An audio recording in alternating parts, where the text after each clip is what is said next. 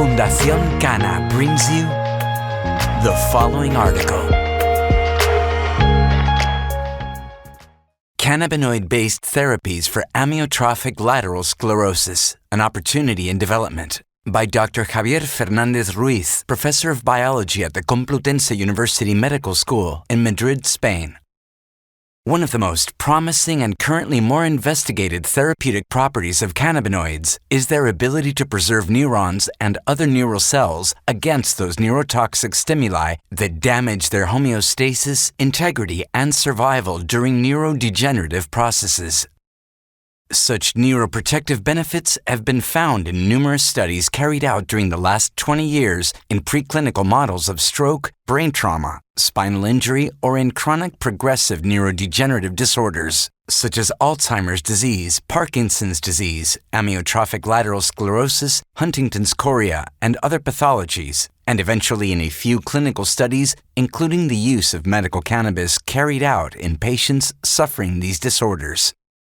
Despite these results, the expectation is that the way towards having approved cannabinoid-based medicines for the treatment of these disorders will still be long and will require, among others, the identification of the best targets for cannabinoids to exert their neuroprotective effects, the study of their synergies given the need to work with broad-spectrum therapies, and the optimization of the cannabinoid-based treatments for each disorder. In any case, the hope generated by current preclinical and clinical data obtained in the different neurodegenerative disorders supports the need to move the issue towards the clinical scenario, which is essential for the following three reasons. Neurodegenerative disorders will become epidemic in the 21st century given the expected increase in the world population, in particular people over 65 years old, as well as the expected increase in lifespan, which will in turn magnify the possible visibility of these disorders. Current licensed neuroprotective therapies for neurodegenerative disorders are scarce, and they have limited efficacy, leaving these disorders as the major biomedical challenge for translational research in the present century. There is a progressively growing interest in cannabinoids and medicinal cannabis for the treatment of human pathologies, in particular for those in which current clinical outcome is poor, which represent one of the most attractive niches for moving cannabis-based therapies from the present preclinical research towards the clinical scenario, and this is the case of neurodegenerative disorders. The case of amyotrophic lateral sclerosis.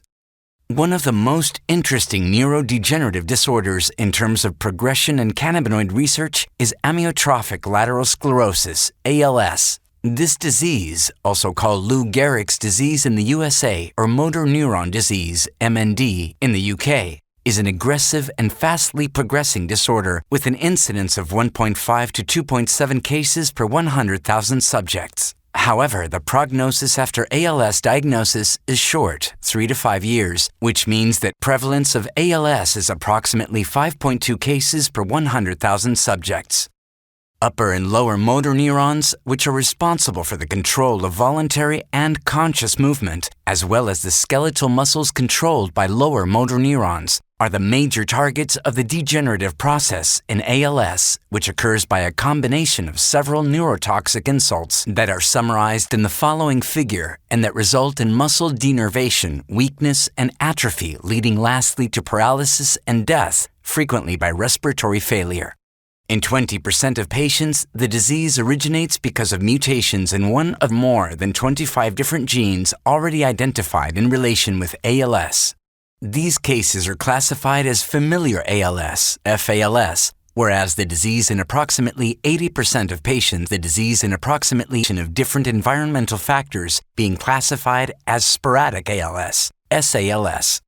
The predominant affectation of upper and lower motor neurons and skeletal muscles means that major symptoms in ALS are related to muscle atrophy, such that ALS was classically considered as a motor disorder predominantly associated with alterations in the gene encoding the antioxidant enzyme superoxide dismutase 1, SOD1, which was the first ALS-related gene identified in 1993. However, against the classic idea that cognition is not affected in ALS patients and that they are always terribly conscious of their progressive and fast deterioration, a series of new discoveries including the identification of some new ALS-related genes encoding the RNA-binding proteins TAR-DNA-binding proteins 43, TDP43, fused in sarcoma, FUS, and chromosome 9, open reading frame 72, C9orf72, most of them occurring in the beginning of the present century, have modified the interpretation of ALS as a simple motor disorder caused by excessive oxidative stress. Therefore, against those patients having mutations in the SOD1 gene, which develop a classic disease phenotype characterized by motor defects, those patients having mutations in TDP43, FUS, C9orf72, and other recent genes present a phenotype combining both motor and cognitive problems.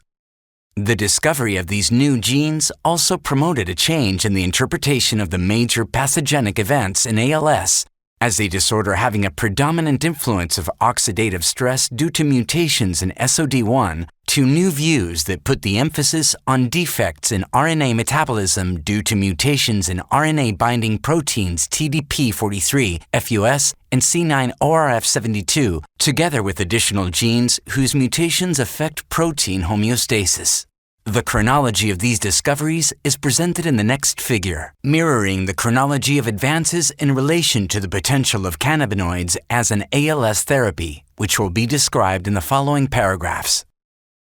Cannabinoid-based therapies in development for ALS. Despite the efforts addressed to develop effective treatments that are able to alleviate specific symptoms, i.e. cramps, spasticity, or to delay disease progression, ALS still lacks an effective therapy. At present, the anti-excitotoxic agent Riluzole by Rilutech, approved in 1995, and the antioxidant compound Edaravone by Radicava, approved in 2015 in Japan, 2017 in USA, and 2018 in Canada, are the only available medicines for patients, and both have only modest effects on disease progression. Due to these limited treatment options, numerous new compounds and other strategies are currently under preclinical and clinical investigation. An interesting option is cannabinoids, which have recently been proposed as a promising multi-target strategy for ALS following their effects in other neurodegenerative disorders.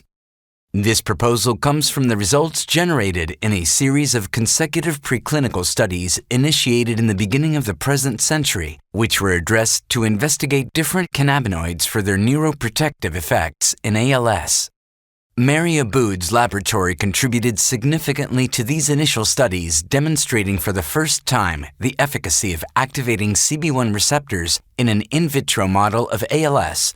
studies that were followed by in vivo data obtained in the classic mutant SOD1 mouse model, but also in new models mainly based on the TDP43 protein with different types of plant-derived or synthetic cannabinoids.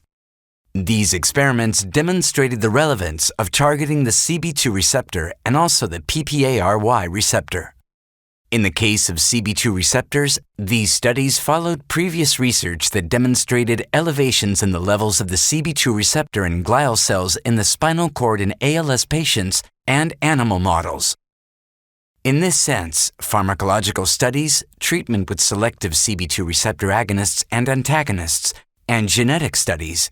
ablation of the CB2 receptor gene in experimental ALS, carried out in our laboratory using TDP43 transgenic mice, have situated the CB2 receptor as an important and promising target, alone or combined with CB1 and/or PPARY activators, to develop a disease-modifying therapy in ALS, which we expect to move towards the clinical scenario in the next years. Meanwhile, other initiatives with cannabinoids in ALS have already arrived at the clinical scenario. For example, the clinical trial conducted in Switzerland with delta-9-THC for cramps in ALS, which reported some benefits, and the more recent still ongoing clinical trials, Medicabilis and Emerald, which explores the disease-modifying benefits of standardized cannabis extracts in cohorts of ALS patients. Our expectation is that more clinical trials will follow, including selective CB2 agonists, with the objective to license cannabinoid-based therapies for patients affected by a terrible disease with no cure and limited therapeutic outcome at present. This article was brought to you by Fundación Cana.